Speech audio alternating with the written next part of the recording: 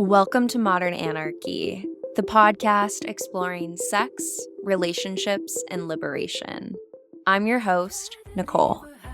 I tried to keep her quiet, but she's screaming inside of me. I tried to keep her hiding, oh, shut up. I tried to keep her quiet, but she's a wild, wild woman. On today's episode, we have Kristina. Join us for a conversation about the collective rebirth of our sexuality. Together we talk about coming home to yourself, trusting in the wisdom of tree time, and unpacking the severance from our pleasure.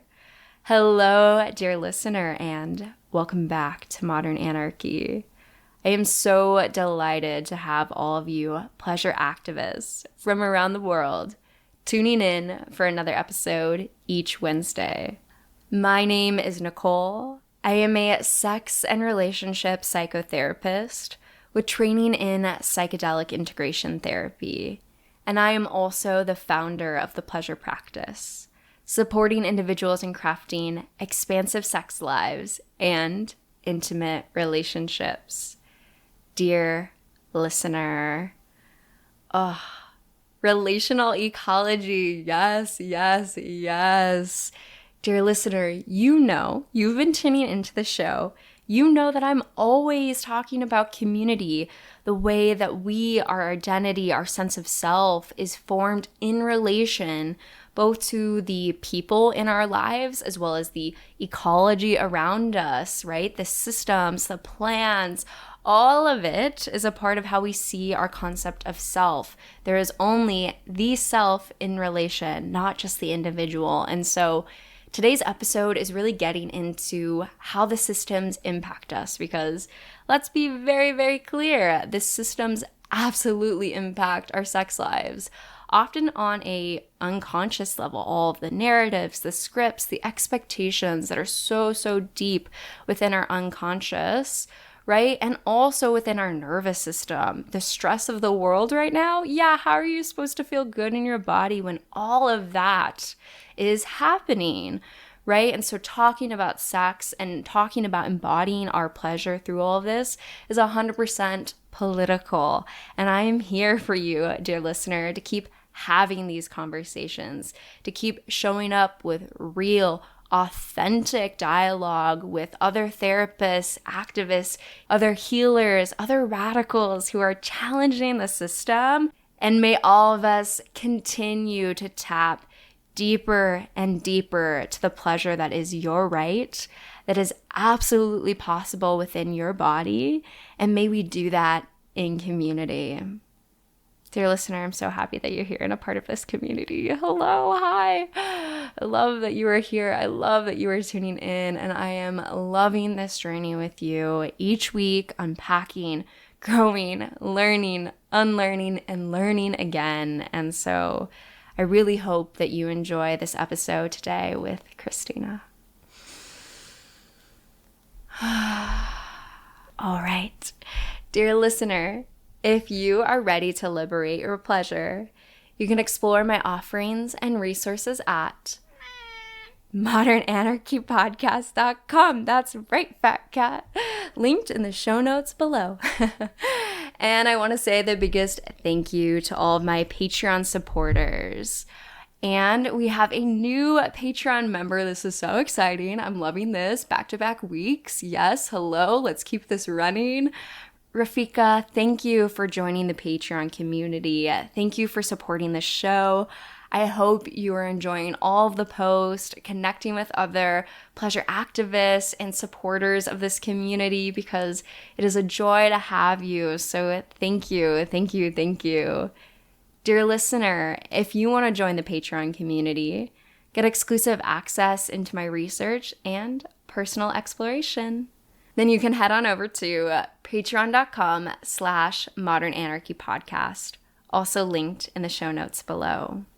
And with that, dear listener, please know that I'm sending you all my love, and let's tune in to today's episode. Okay, Christina. The first question that I ask every guest is, how would you introduce yourself to the listeners? Gosh. Oh, I'm always so aware of the challenge of like looking in on myself and how to frame that. I think I'm aware right now of because I live with my family of origin, just being a human in a family. Mm, Um, a sister, it's my brother's birthday today, lover of this earth and being on this earth, I think, and the beings on it before anything. And then as far as my work goes, the kind of litany of professional things, I'm an associate psychotherapist as of right now. And I specialize in embodiment and pleasure and sexuality and uh, connection to the earth and how all of those things go together. Yeah. well, I am so delighted to have you on the podcast today I'm so and excited to be here. yeah, to see all that we're going to talk about. I feel like in preparation for your episode, I read what you had Mhm. submitted in terms of topics that Mhm. were alive and exciting for you. Mhm. And I feel like a pitcher that's about to throw a nice ball for you to just hit out of the Mhm. park. Mhm. And so that first question, that first pitch for you is, so Christina, what do you feel like is in the way of all of us collectively accessing our pleasure? Woo! I know. I was like, where you got an hour and a What? half. Let's run. Oh, wow. Shit, how much? Only an hour and a half, huh? Okay, Yep, we're gonna wow. do it. We're gonna go. Dang, what's in the way of us collectively connecting with our pleasure? Oh Yeah. my gosh. Ooh, yeah, that's a big one. Hmm. I was having a conversation yesterday with another practitioner and a couple weeks ago, and this image keeps coming to my mind and it's connected to the word severance. Mm, And I'm gonna screw up the name of the book and the movie. I think it's the Golden Compass, I want to say. okay. There's a movie quite a few years ago now about this like human beings in this magical realm where they had like an animal spirit that was connected to them. I'm gonna go off on a little bit of a Let's weird do it. I'm ready for the story side time. journey, side quest. But like in the movie and in the book, they had these animals that they were connected to, and they're, very real. And something was happening to the kids in this world. They were getting like snatched off of the street and then coming back, and they were like zombies. And Mm, everybody's like, "What's happening to these little kiddos?" And they didn't have their animals anymore, and which is horrible. yeah. It's like they can't be a whole being without their animal person. Mm-hmm. And then come to find, in the movie, it's Nicole Kidman. She's this evil bad guy person, and they've got some whole nefarious plot. Um, but in it, there's this horrible machine where they put the kids in, and the animals are on the other side, and they literally like cut the connection Whoa. between the kids and their animals. And it's this horrible, like soul level rupture for both of them. And they just wither without each other. This is my memory of the story. I apologize to fans of this series. Um, but I feel like trauma is a word that is out in the world quite a lot right now. And when I think about that word and what prevents us from accessing our pleasure, it's all of the layers of violence that are done to us, all of us, to our earth, and I think that's the original. I think about this. To me, that's the original severance from our wholeness, this being taken or pushed out of that connection, the like dehumanization of the earth beings that we live with and our connection to them. And the subsequent layers of disconnection and violence and dehumanization that happen, downstream from that. Mm-hmm.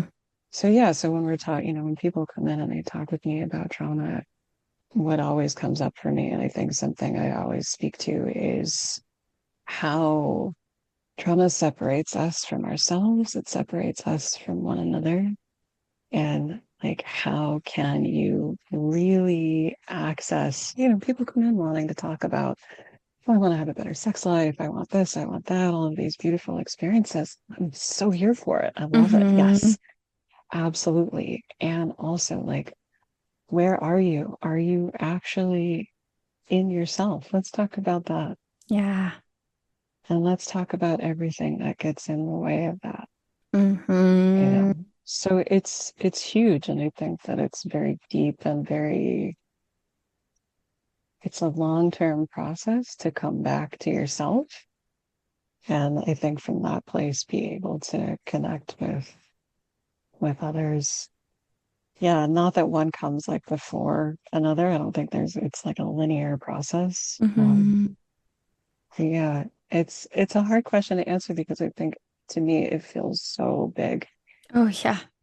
and like so daunting. Just like, where Yeah, do we start? Where do we absolutely. This start? is My God. this is about to be the rest of my career and probably your career until Yeah, we for die one real. day, Yeah, right? for My last real. breath will be Hmm. exploring this very question, Yeah, right? yeah, yeah.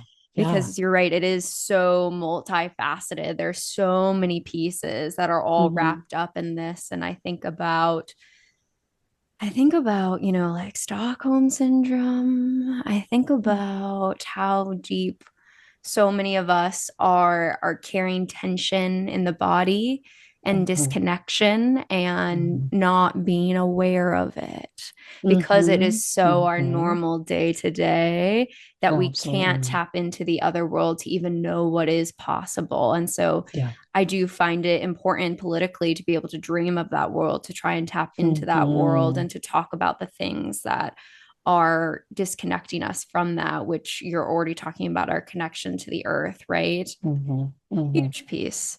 How often Hmm. do we have people who are actually feeling their feet into the grass, feeling their feet into the Hmm. mud, and actually sensing that experience, right? Hmm. It is Yeah, capitalism, go, go, go, go, go, go, go, go, go, show up for at work sure. because, particularly in America, you can't get health insurance without that one, right? So, like, Yeah. let's just add all of that into there. And Oh, yeah. that's disconnecting us from our bodies, Hmm. disconnecting Hmm. us from time in community, which is so central to our pleasure. Hmm. Hmm. And very much on purpose, right? I mean, this Yeah. is where, I Yep. I don't know how many years I have spent and likely will continue to spend, up on this soapbox of like, this isn't an accident. Right. This isn't an accident, right? The powers that be are, I like to say, they're smart people, Mm. to a degree, certainly calculating kg. I mean, that's how you get into and hold on to such high concentrations of power.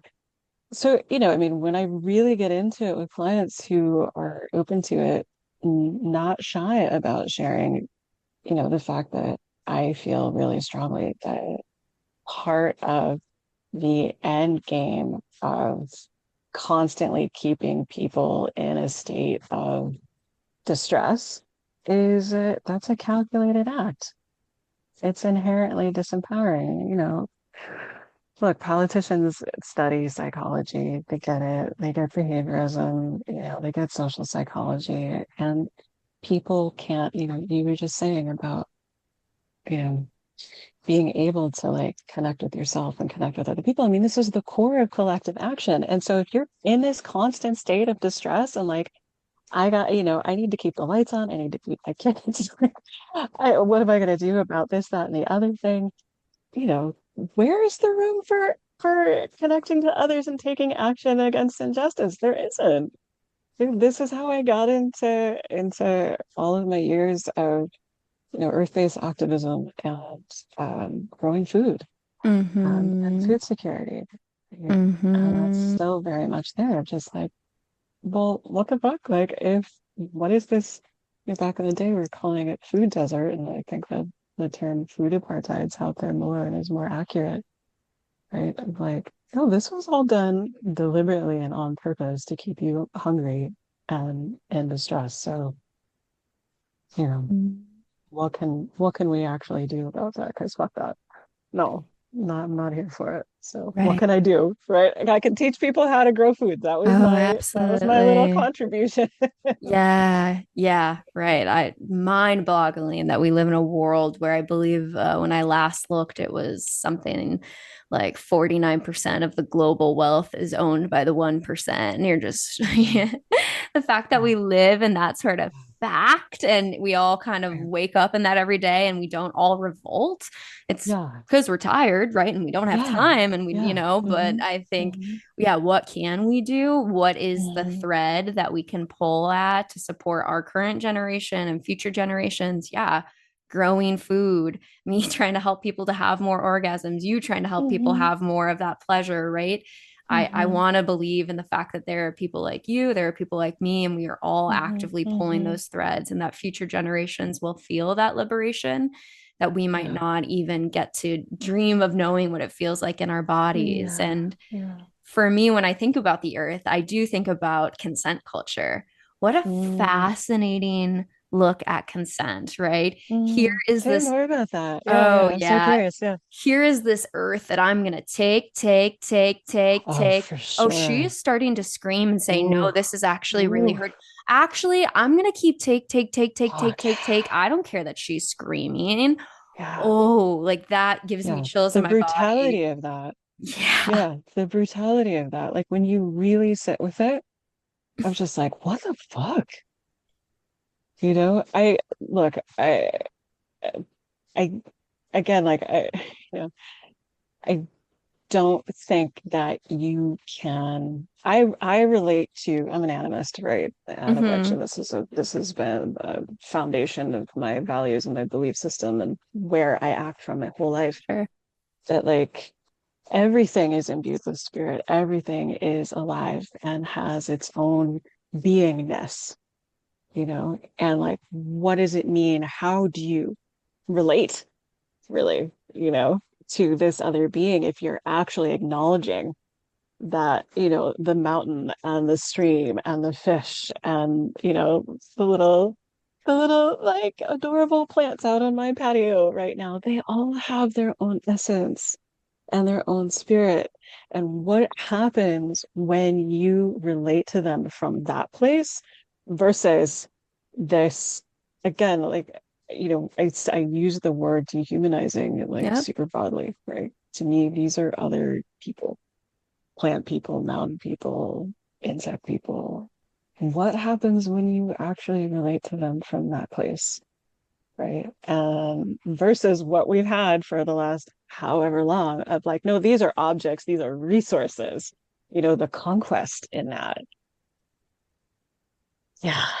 Mm-hmm. Yeah. Absolutely. It's a very different world of intentionality when you're looking Hmm. from that space. And, you know, I hate to break it to you, but we're all connected, right? For sure. Yeah. Regardless of, where you're at in the world, how the actions that we're doing to the earth are affecting all of us All of and they're us. Yeah. affecting future generations. And I think Hmm. that people forget or don't hold that level of intentionality and Hmm. connectedness to know that we're actually all on this planet together.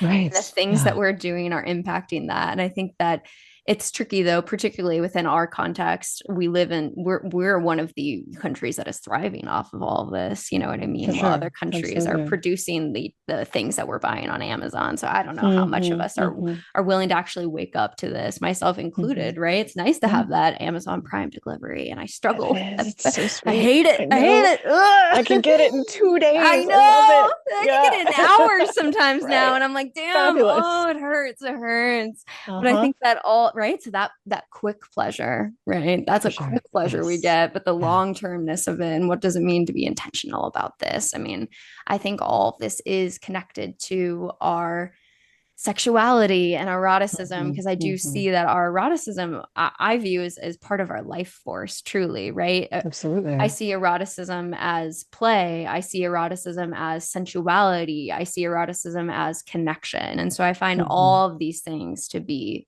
connected. Hmm. Yeah. Yeah, absolutely. So probably one of my biggest teachers over the last quite a while now, maybe 10, 15 years, not that long, but Mm-hmm. has been Thich Nhat Hanh. He passed a few Sure. years ago. Yeah.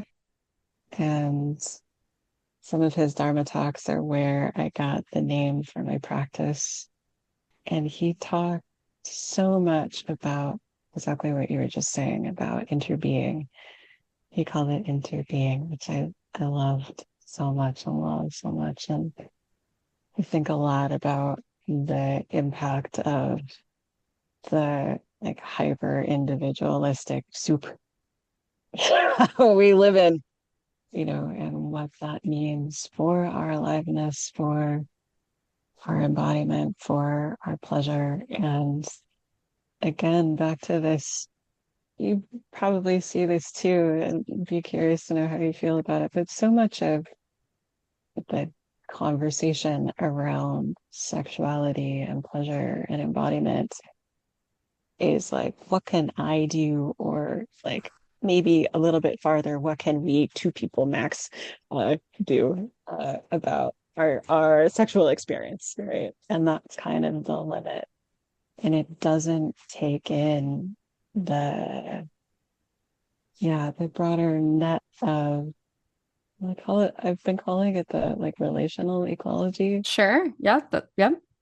that like supports our own like individual quote unquote experience. Hmm. Absolutely. I'm giggling because the episode I Mhm. released today, which I Mhm. know this recording will be released in a year, we talked all Yeah, about yeah. relational ecology with Alan Turner. Yes. And Yes. yeah, so I'm giggling because I know that, yeah, that's in alignment. Yeah, yeah. Um, yeah, I think about the ways in which, feminist psychology is always talking about the self in relation, Mm. how we have the self in Mhm. relation. There's this Mhm. I'm going to read it, this post-it note that's over here. It says the paradoxical truth of the human experience. We know ourselves as separate only insofar as we live in connection with others, and that Mhm. we experience relationship only insofar as we differentiate other from the self. And that was Mhm. from the book In a Different Voice, which I forget who wrote that, but one of the like early psychology feminist psychologists. And I've always tried to hold that we do have the self, right? Sure. You, Kristina, have lived through a series of experiences that I, Nicole, have not. And we Mhm. have had different life paths, but both of us are formed by the relationships around us. They are mirrors, they are ways that Mhm. we see parts of us reflected. The language that I'm using was created from beings from way before me. These Mhm. concepts, these Mhm. ideas, there never is that full self. It's always a self in relation. And so when we're Mhm. thinking about Mhm. something like sexual pleasure, we have to examine all of that, right? Is Mhm. this Absolutely. the self, your relationship with self, the thoughts that are going up here, and understanding that all of that is shaped by your cultural context.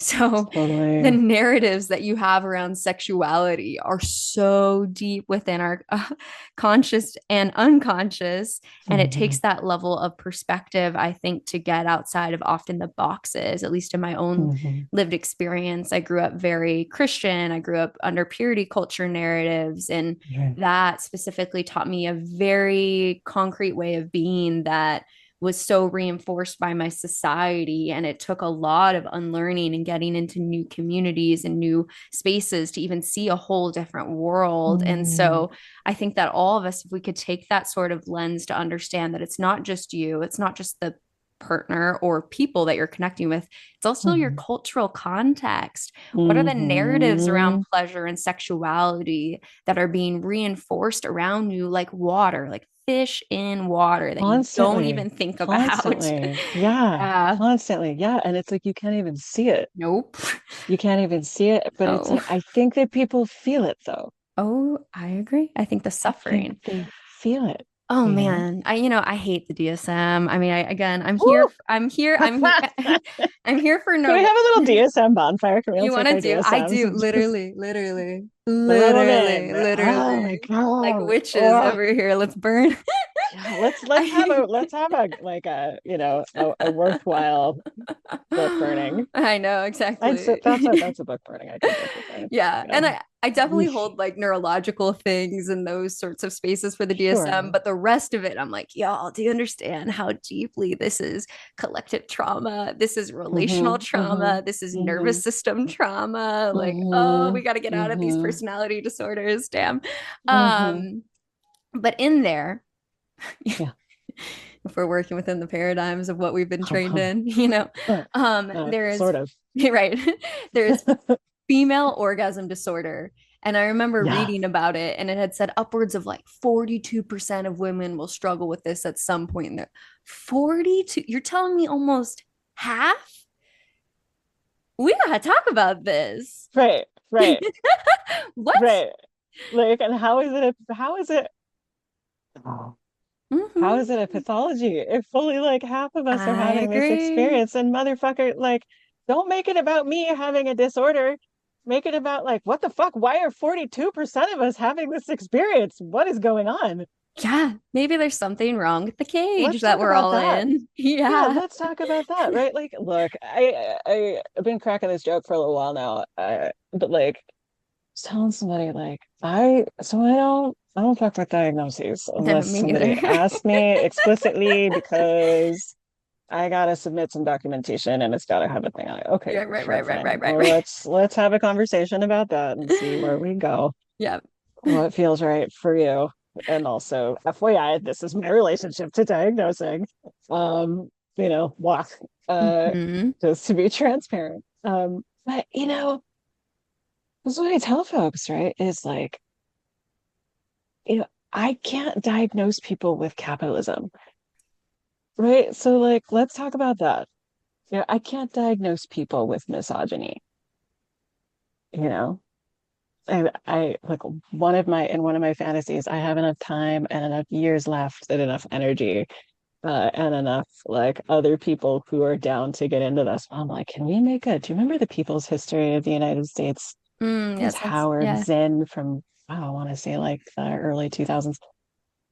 I'm like, man, can we make a people's DSM and let's talk about all the things that are actually problematic, Yeah. you I'm know, here for that book.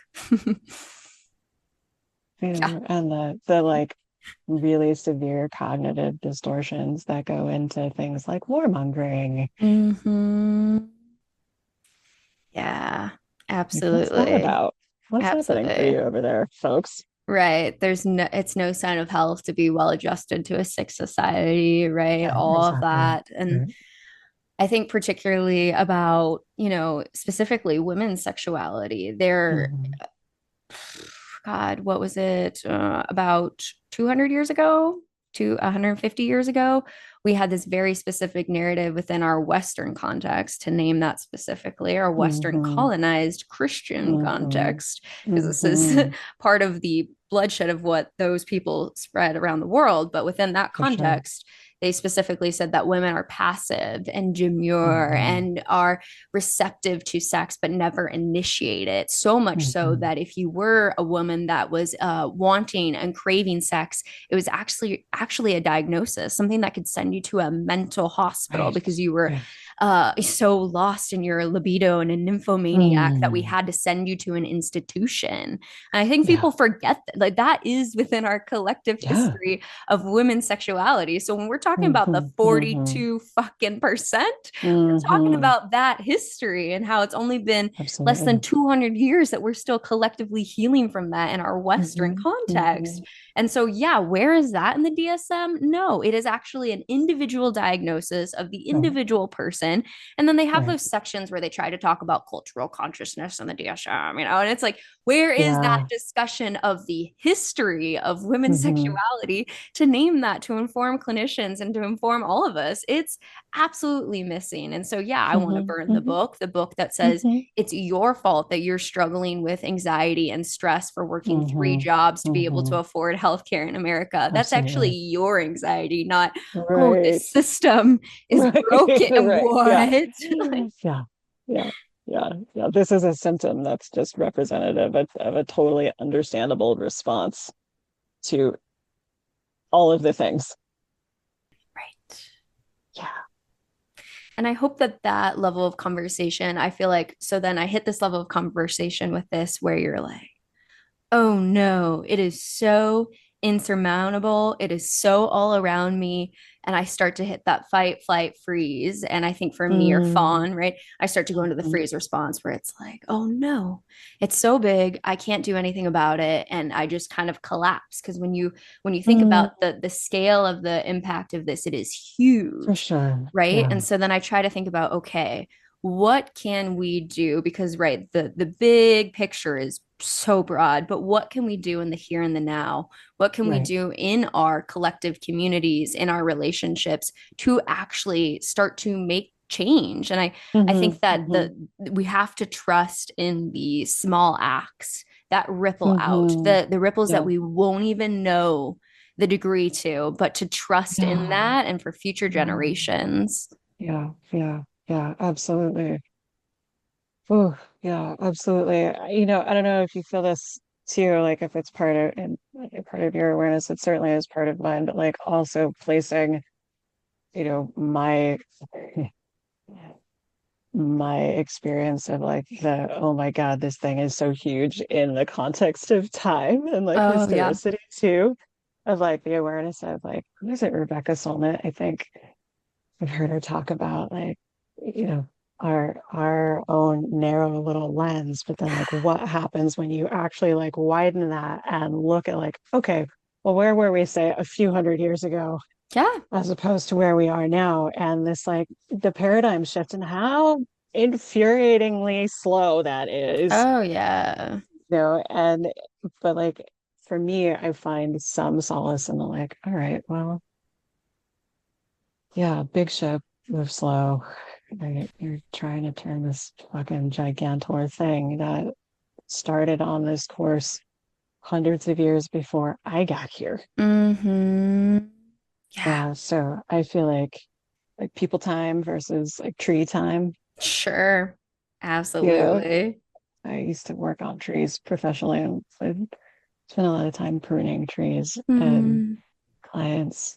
And still, when I talk with, friends and family who want to talk about what's happening with my tree and like, yeah. why is it doing the Yeah. thing? And, you know, like, man, this tree has been here for 75 years. It's going to be here long after you and I are gone. Mm-hmm. Mm-hmm. Right. And Mm-hmm. so you're distressed about like what's happening with my blah, blah, blah right now. Yeah. And it did this thing last year. And like, what do you mean? It's helping a loved one of mine with her newly planted little mini orchard. She's so excited. Mm-hmm. And just in the fall and planted all these sweet little fruit trees. Yeah. And I had to break it to her. I was like, boo. I'm real sorry. We're gonna have to take all those adorable tiny little baby fruits that you're so excited about. We're gonna have to take them off. Uh, Mm, because this thing needs time to yeah. really get established and get strong and like get its structure in place so that it can produce fruit for many years from this like really strong, wonderful foundation. And Yeah. we're going to help it do that by like conserving its energy, not making babies when it's still a baby itself. Um, Mm-hmm. and we're going to have to do that for a few years and then it's going to be on a roll. Man, people get bent out of shape about that. Yeah. I'm like, but yeah, apple trees can live for 100 years longer. Yeah. Yeah. So Mm-hmm. let's slow it down and think about that. Right. Yeah. Perspective of time. Yeah. Yeah. Yeah. So I spend a lot of time thinking about yeah, when I get stuck in that like, oh God, what am I really doing here? Is this actually helping? Like, oh. Yeah. Maybe I should just start cupcake food truck. I don't fucking know. Like, Yeah, but totally. like, Throw the hands up in the air. Something yeah. simple. Something simple. Yeah, Yeah, no, I because hear you. I know I'm like everybody. I'm like, I want things to change yesterday. Like, I'm Yeah. here for the liberation now. Right, right. I would like the peace and all of the Yeah, embodiment and to not have the experience of all of the fuckery right, in my lifetime. right. I would like that, Absolutely. Yeah, you yeah, know. yeah. Yeah. And that's why And it's like, all right, well, yeah. right, right. And I think that's why it's been so healing for me, I think, to look back to previous societies before the white Western colonized land and how that impacted our sexuality, to learn that there were other cultural lenses, other spaces where women were so deeply empowered in their sexuality. And so Mm, to have that sort of touch point of perspective in years to say, oh, wow, this was possible in the past. And we are still healing from the collective trauma of that in our own space. And so, yeah, the pain of that. But when we're thinking about years, I mean, this is, it feels so sad to say that this is my favorite statistic, but I say it mm, often in the podcast because I think it's important to remember that within the United States, marital rape was not mm. illegal in all 50 states until 1993. Yeah, yeah, So it yeah. has only been 50 years Hmm, that it has hmm, been illegal for a man to rape his wife hmm, because hmm, previously she was your property, right? So hmm, I think that hmm. that sort of perspective, oh, okay, wow, this has only been 50 years. Wow, there's so much liberation right here at my hands right now, right? We still are healing, but this is also a really big time for us to move forward. It hasn't been 100. We are in a period of Yeah, collective rebirth right now in terms of yeah, sexuality, of what it means moving yeah, forward with this sort of liberation right here. yeah, yeah, yeah, yeah. Oh my God. I have memories of being a fully fledged human and like participating in this conversation Wow. around marital rape, right? Wow. I was in high school, Wow. you know, and it's like, yo, for real? Yeah. Really? Oh God. Ugh, yeah. Mm-hmm. And so, as a therapist, right, as therapists, we have Hmm. to hold that when we're working We with do. people in the We do. cultural context of how Hmm. someone understands, oh, I have to give my body to my husband, right? And Right. the consent, Right. all of that. Yeah. And, so much of why that, so much of being able to like tap into like sexuality, embodiment, and pleasure is a skill. The tools that we have or don't have that we bring with us in this experience, like why there might not be enough in that toolkit for Mm-hmm. you right now, Mm-hmm. to get you where you want to go. Well, let's talk about that. Yeah. What can we do now? Yeah, which makes me think again about relationships, right? What sort of education did you receive or did you not receive Hmm. in your context growing up, right? Hmm. Around Yeah. eroticism, around connection. Specifically, when I think back to my own life, I went to a very Christian school, and what I was taught was the paper and glue test. Have you heard of this one? No, I'm so curious about this. Yeah. You want to hear a horror story? Yeah. Well, so back in the day, I was in chapel, which is where we were having our sex ed. And they specifically had someone come up on stage and they said, this is what happens when you have sex. And they took two pieces of paper with glue at the center and they stuck them together. And they say, do you connect with someone and you're brought together? And then when you break up, they pulled the pieces of paper apart. And as you can imagine, parts of the paper stuck to the other. And they said, this is what happens when you have sex with other people. You lose parts of yourself. And who is going to want this piece of paper? Oh, wow. So that Mm. is literally, I kid you not, Oh, the only sex education I got. I never was taught oh, about condoms. I never got the Yeah. banana in the condom thing, which Yeah. often in this podcast and in conversations, people say, oh, I only got that. And I say to them, you don't Oh, understand how cool that is because I didn't learn how to put on a condom until I was in my 20s. Like, this yeah, is yeah, yeah. absurd, you know? And Yeah. so you can only imagine how that impacted the rest of my own experience and got me to the space where now I Mhm. talk about this Mhm. stuff constantly. Thanks, Christianity. Uh-huh. Um, Uh-huh.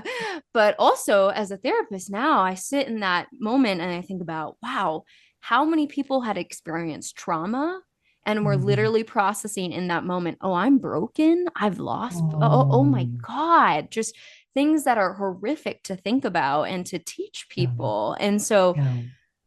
whether you were with me in that space or with the space of women being passive or with the space of you're only supposed to Mhm. have sex with one I mean, the shame Mhm. when we whisper the word clit in an education Mm. class. I mean, I don't think anyone got out of this whole thing unscathed by the trauma Sure, of shame around our sexuality. Because sure. when I ask people, how do you like to, my lovers in my own life, like, how do you like to be touched? How do you like to play? And they go silent. That is a trauma Mhm. response that our For sure. pleasure has been so absolutely cut off from us that we can't even answer that question. Yeah, Oof. yeah, yeah, yeah, yeah, yeah. Can't even answer the question. Maybe didn't even entertain that there was a question to be asked. Yeah. Never mind, like something I've been tracking is like how there's this um like fog around desire and Mm, even recognizing that like, oh, there's something there that I want, you yeah. know, and like that.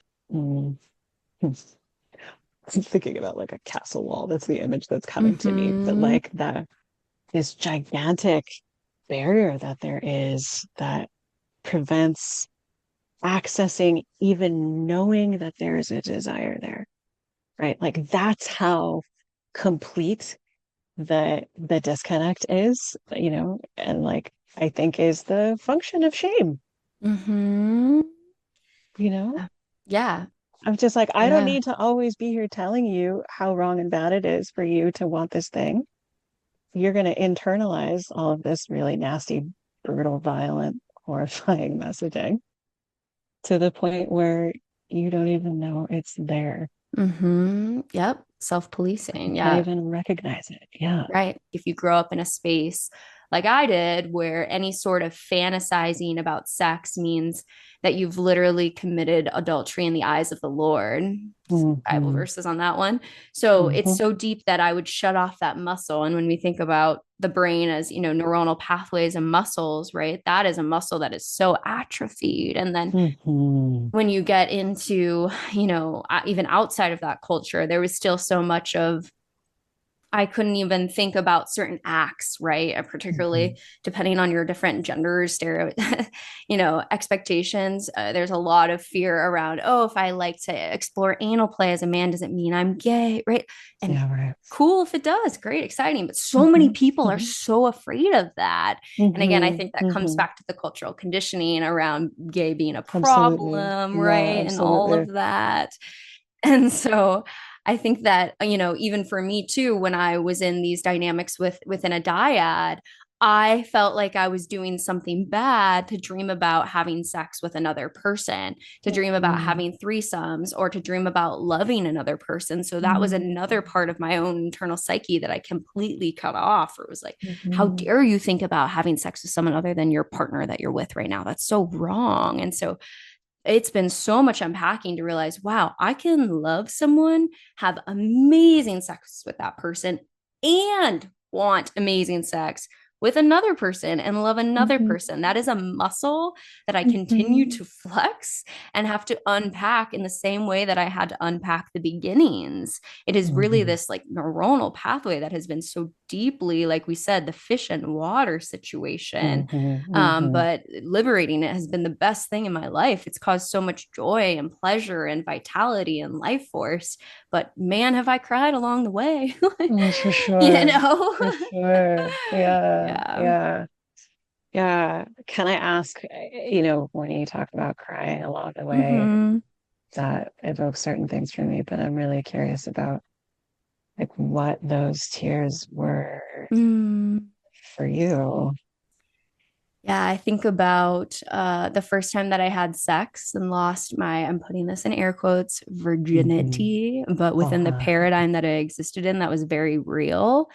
And I remember having sex with someone that I loved and felt so lucky to be able to have that be my first experience. Mm-hmm. And then after that, going into the bathroom and sobbing uncontrollably that no one would ever want me and no one would ever marry me because I am damaged goods.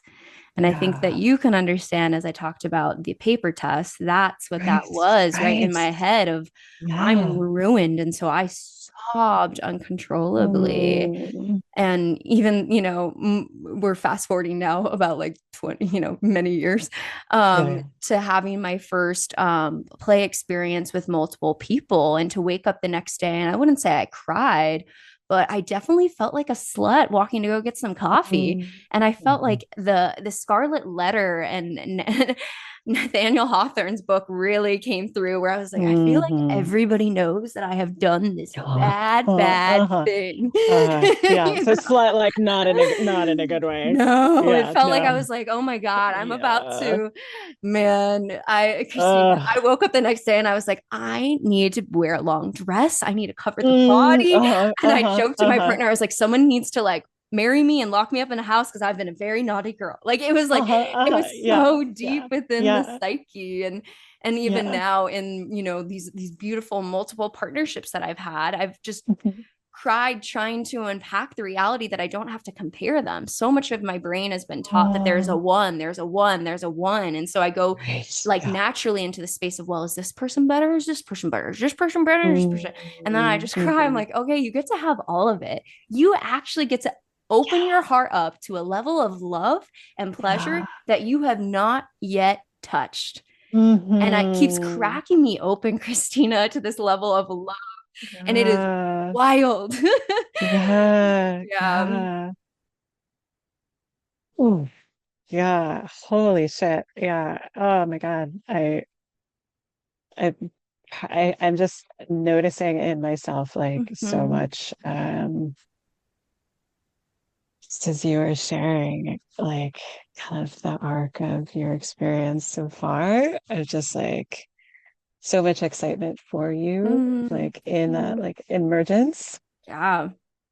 from this. And this is, I think, where we're talking about like the word liberation. I think it's used a lot right now. But like when I think about it, it's that, right? It's moving from, when we're saying again, when we're talking about trauma, and this is where I'm like, this is a liberatory practice of what does it mean to move from this like locked in, deeply contracted place to where like you don't even know what you feel, that there is something there to feel, out into like, whoa, whoa, whoa, whoa, whoa, the expansiveness of like everything that's available to you. I mean, Mhm. beyond anything you ever really could have imagined, right? And that's that connection. That's the interdependence. That's the interbeing. Yeah. Mhm. And just like feeling that and the fullness of that, I think as much as is possible in this like little human container that we Yeah. walk around in, Yeah.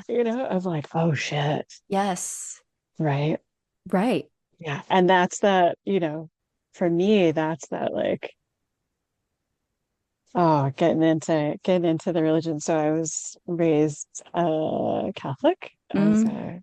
as a kiddo and had a gigantic rebellion when I was about like Mm. 11 or 12 and Ooh. just fought. Mom trying to take me to church and I'm having temper tantrums, meltdowns because Yeah. I was born before my parents were married and I Mm. didn't understand why my dad wouldn't go to church, and then when I was there, why my mom couldn't take communion, Mm. and then started having these discussions. I came to First Communion late, started asking a bunch of, it came from, people who taught me how to think critically from a really young age, and so started asking questions. I was like, hey, what's this all about? My parents are nice people.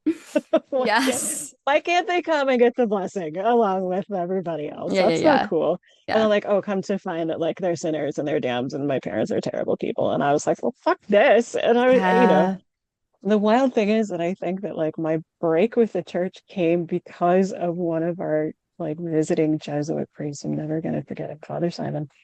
And he was the one who mid homily sermon, I don't know what it's called anymore, but mid spiel at mass, started talking about non-dual religions Mm. and Buddhism. And Mm. I remember this moment where he was like, yeah, turns out we're all manifestations of God. And I was like, well, what the fuck am I doing here? I Exactly. Good don't need question. this, No, you don't. And so like getting back to this, like the severance again from the earth, from our bodies, from one another. Ultimately, I see it as this way of separating us from our divinity, right? From our godliness that's always accessible. It's Hmm. always there. It's just part of reality. This is who we are.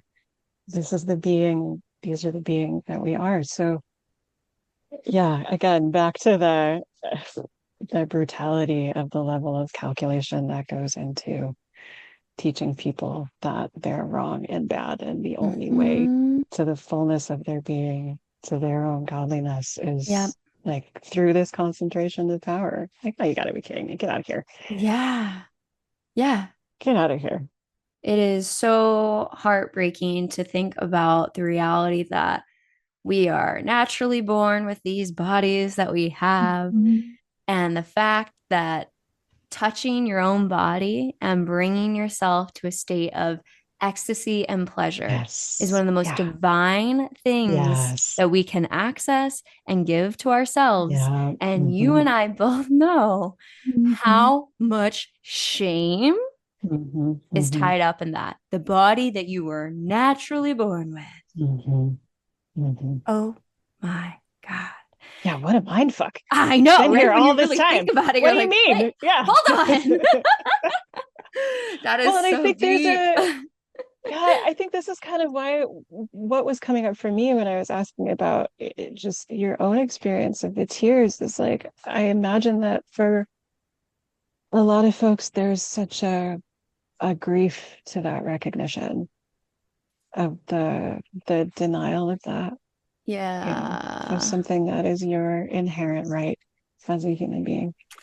Yep. And I think back to my episode with Dr. Rachel Smith, who specifically runs purity culture recovery groups. And Mm-hmm. something that, she specifically named growing up as a pastor's daughter, that she Mm-hmm. didn't even Mm-hmm. know she could masturbate until she was in Mm. college, Oh, had wow. no idea that that was accessible in her body.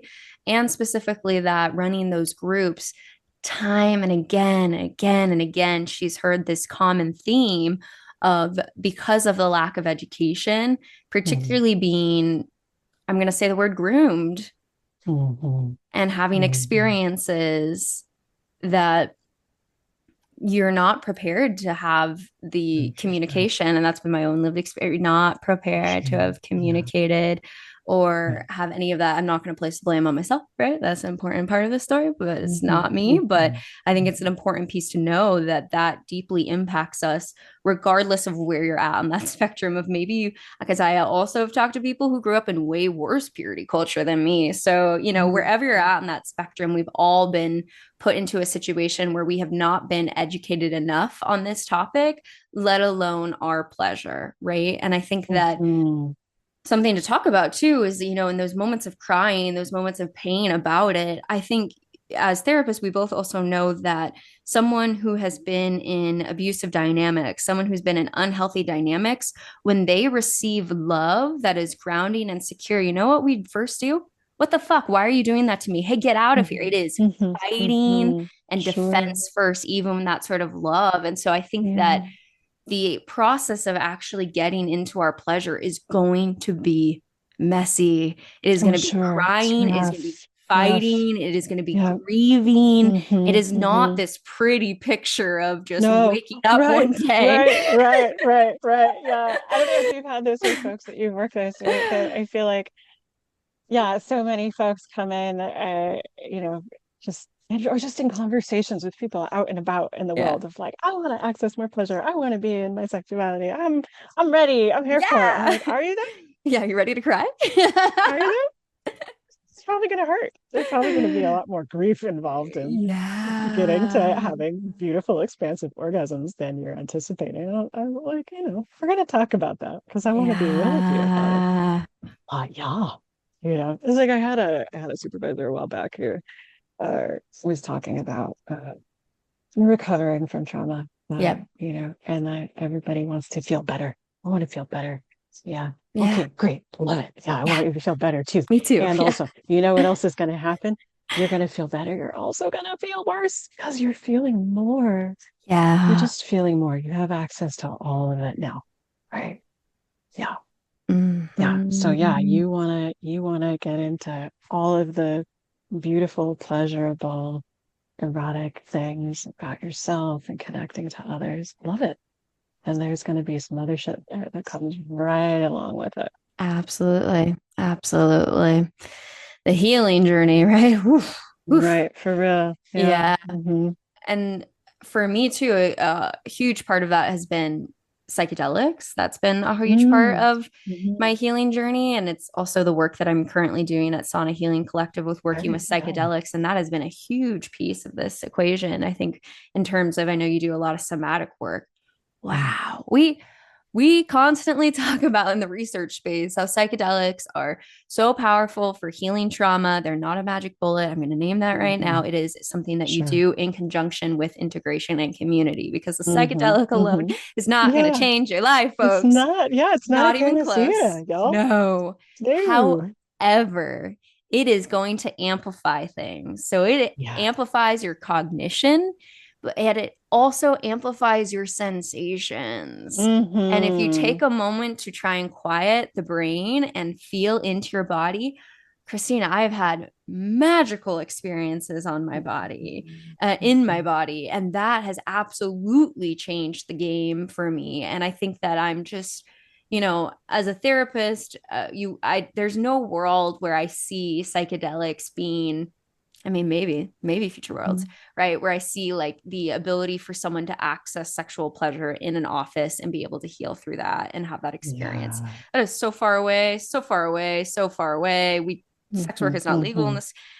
this, so far away. And so, like, what does it mean to empower people to be safe from a harm reduction standpoint and from a pleasure Hmm. enhancement space to be able to access that sort of tool in integration in community so that they can process what's coming Hmm. up in their body. But like you're saying, if Hmm. this is the Hmm. first time that you're trying to do that on that sort of medicine, it's gonna Hmm. be rough. It is gonna Oh be yeah. tears Oh and it yeah. is gonna be messy. Yeah. Oof. It takes the lid off. Yeah. It takes the lid off. I can blow that lid right to smithereens, right? I mean, depending. Can go in a lot of different directions, but that's also a real possibility, Yeah. right? There's the Yes. like cracking and peeking underneath that thing, and then there's the like, oh my God, what happened to my lid? I needed that. It's gone. What's a lid? Yeah. Exactly. Yeah, Exactly. yeah. Ooh. You just said something about the dream of that one day, maybe possibly Mm, of the like being able to, if I'm hearing you right, of yeah. like connecting to your erotic self and your body and having support with that, Yeah. like with another being who's trained to support you in that. I share that dream. Doing the therapy thing, again, putting official things behind my name, but you know, also slowly, slowly training as a somatic sex educator, like Great. Yeah. parallel to that. Yeah. And don't know that I will ever do that as my work. I think that it's deeply informing my therapy practice, though. Yeah. But like, how much do I wish that there was more room for that kind of support for Yeah. people, Yeah. to just connect with themselves with a supportive, Totally. safe other, Yeah. where there's no expectation of reciprocity, there's no performance, there's nobody who wants anything. They're not trying to get anything out of you. You just get to be completely in your own experience. What a blessing. Mm. Hmm. Yeah, surrogate partners, sexological Mhm. body workers, right? Oh, yeah. Having that sort of experience with a sexological body worker was one of the most like Mm. transformative experiences of my life. Oh, yes. To be able to I love to like, hear it. I yeah, love to hear it. Yeah. there was so much release, so much breathing. I will tell you, the first Mm. thing we did was some like tantric breathing. The first thing we did was Hmm. looking into each other's eyes and Hmm. grounding somatically. And that was probably the most nerve-wracking part of the whole experience before I even got Yeah. naked, to be honest. Yeah. Yeah. But it was such a transformative experience. And then going back to write about what this was Hmm. like. Hmm. Wow, I looked at it a few years later, and the one thing that I wrote was kind of like you were saying, to be able to have an experience where something was not expected of me. Because Yeah. growing up, I was taught I'm going to give my body to my husband. I'm going to give my body to have this experience where I had paid enough money that I had this experience and I didn't even have to think about giving it back, which it did come up. Like it came up during the Mm, experience. I was like, yeah, I feel like sure. I should be loving on Sure. him. I feel like I should be Yeah. doing Yeah. this. And I had to remind Yeah. myself, no, you get to just receive right now. And Yeah. oh, it was the first time I had any sort of consent conversation where he asked me about where Yeah. I want to be touched and where I didn't. I mean, it was, oh, when I look back on my healing, that was a Mm. huge part of what got me to this space. Hmm. Just it's something I think that always strikes me when folks talk about their experiences of receiving, Yeah. sorry, gone through the Betty Martin's Mm. Wheel of Consent. Yeah, Yeah, you she had was her on the on about that. podcast. Yeah. Yeah, amazing human. Oh my Yes. God.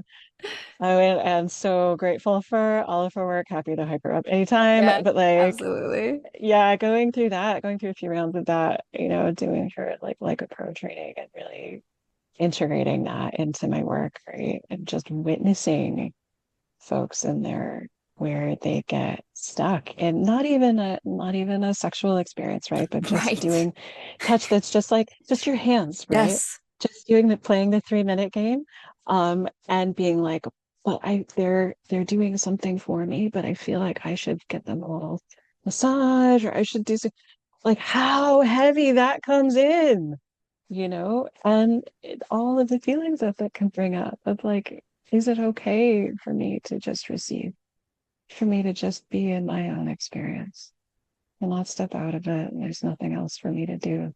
Yeah. Just be here in this, Yeah. you know? Yeah.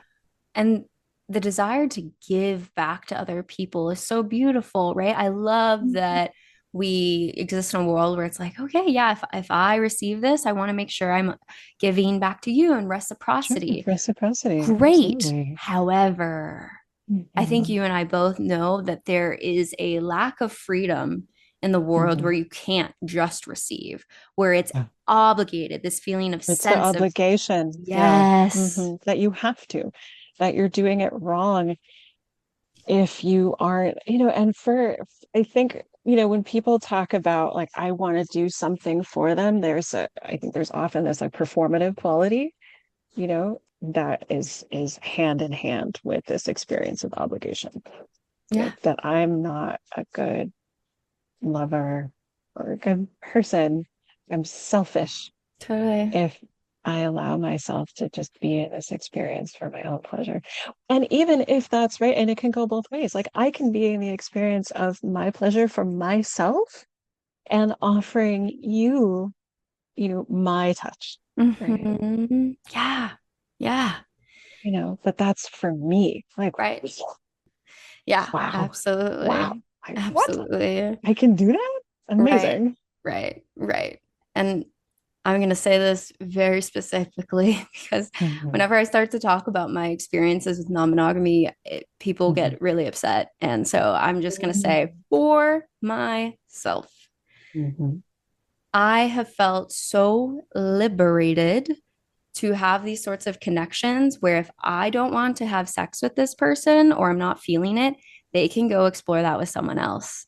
I Mm, in my own personal lived experience, there was this amount of pressure when it was a dyad because that was the agreement that we had. And sure. so I felt responsibility because we had made this commitment, which is Hmm. beautiful, Hmm. but there was no level of, oh, actually, I don't like that kink that you're into, or Hmm. actually, I'm not interested in that, or I'm going to take a celibacy break for a couple of months, years, I don't know. Yeah. And so being able to be in a couple of relationships where if someone wants something, I can just be like, yeah, that's fine. Go do it with somebody else. This is fine. This doesn't put the Yeah. pressure on me. I, Yeah. Kristina, I had no idea what level of pressure that was putting on Hmm. me Hmm. until I got Hmm. to a space where I could be like, hey, we're connected regardless of whether we do this. We're connected Hmm. regardless of what types of activities we do. It felt like such a liberation to feel free in romanticism without having that sort of like economy where there's only one monopoly on this and I Hmm. had to play Hmm. the game. Like it's Hmm. been very liberatory. Yeah. Well, and conversely, like how devalued or devaluing it can be, like if you aren't willing or Oh interested yeah. in participating in the obligation of, the quote unquote offer, Yeah. right? So like Mm-hmm. you're not a worthy lover or partner in some way because you're not interested, you're not able, you know. Mm-hmm. The Yeah. scripts there are deep. Oh, Yeah, so I'm deep. unworthy. They don't love Right. me. Right. Oh, Hmm. oof. Oof. Do we even Yeah. have Maybe I security? don't love them. Right. Like, because I don't want this thing. We don't want all of the same things together. Like, maybe I don't love them. Maybe this isn't the right relationship for me. Like, there's only one, right? Again, back to that narrative. Yeah. Well, I know we've gone so many different places in our So many places. I conversation, which know. I really appreciate the container that we've created Mhm. together and all that we've explored. And I always like to hold a little bit of space at the end just to see if there's anything else that you'd like to share with the listeners. Otherwise, I can Mm. guide us towards a closing question. Mm. I feel like there's so much, I know. there's so much. Um, I'm just Mhm. trusting that, like, yeah, I know there's more here for me, and that'll make its way out into the world as needed in its own time. Well, we're lucky to have you. Oh, thank you. Thank you so much. It's Yeah. been so awesome to just get to take this time and get to connect and, like you said, just see where we go. Mm-hmm. What a beautiful thing to be able to do that and just be I in know. dialogue. I love I it. know. It's a joy. Yeah. It truly Yeah. is. Yeah. Yeah. I'm so stoked. I'm like, oh, this is such a great thing this human is doing. Yeah. I love Oh, thank you. I it. appreciate that. Okay. Well, Christina, if you feel good, then I can guide us towards our closing question. Yeah, sure. Let's get into it. Okay. So, the one question that I ask everyone on the show is what is one thing that you wish other people knew was more normal? Oh, I know. okay. You aren't the only one, that thing that you want and that you dream of that really lights you up. They might even be so buried in there that it doesn't even come through as like a conscious, clear through line of like, oh, this is the thing that I want. But that thing that you're yearning for, like, it's not just you, Hmm. you know, there are so many humans out there, and it's okay to want, just like step one. Hmm. What a gift it is to be able to want. It's such a reflection of your own aliveness. So Hmm. yeah. That muscle we were talking about, right? Mhm. Mhm. Specifically, of course, with eroticism, right? To dream and Mhm. to feel that Exactly. activation in the body and say, whoa, I feel alive when I think about Mhm. this. And then to actually make that dream come true. Mhm. Whoa, talk about creating your Mhm. reality. And then for that, even Yeah. outside of a sexual space, to flex that muscle in other creative ways of Yes, this is the life I exactly. want to build and I'm going to do it. And all Yes. that being connected. And I feel like All of it. one of the biggest pieces of that is finding the community, right? This podcast has been the Mhm. community that Mhm. I, for years ago, that I needed, that I Mhm. didn't even know Totally. existed, Totally. right? And how Yeah. much that has Yeah. changed my life. And oh, the biggest thing I always like sing again and again to the listeners is find the community spaces where you are seen Mm-hmm. and challenged and celebrated in these aspects of your life, and how transformative that will be, Mm-hmm. Mm-hmm. truly. Mm-hmm. Mm-hmm. Yeah. Yeah. And like the reverberation out from your own, again, back to that, like the interdependence, the interbeing, Mm-hmm. the community, the collective, Yeah. the reverb from your one experience of just like for you, like opening up from this place of this deep contraction of like, I can't, I'm not able to, it's bad, it's wrong, into like, whoa, whoa, whoa, whoa, whoa. There is so much more out here. I am so much more, and I get to want all of that. And what the fuck happens for all of us when we're able to tap into that? Holy shit. Yeah. Yeah. I'm here for that Get into it. revolution. Get into it. Yep. Yep. Yep. Yep. Oh, Mm-hmm. well, thank you Mm-hmm. for taking a part of the movement with me today, and for Yeah, same. creating the ripples that you and I will never know how far they go. Oh my gosh. Yeah. Yeah, it's Yeah. been such a joy Yeah. to have you. It's Yeah. been so wonderful being here, Nicole. Really. Thank Yeah. you so much. hmm And for all Mm-hmm. of the listeners that have really connected with you and want to learn more about your work, where can they Mm-hmm. find you? They can find me at my website at thegardenofyes.com. That's me. I have an Instagram too. You can look me up. It's very quiet, but one day that'll rev itself back up again. But yeah, website's the best way for now. Great. So I'll have all of that linked in the show notes below so that people can Yeah. find you. And again, thank Thank you, you. Kristina, for joining us today. Yeah, thank you so much, Nicole. Beautiful. If you enjoyed today's episode, then leave us a 5-star review wherever you listen to your podcast. And head on over to modernanarchypodcast.com to get resources and learn more about all the things we talked about on today's episode. I want to thank you for tuning in, and I will see you all next week.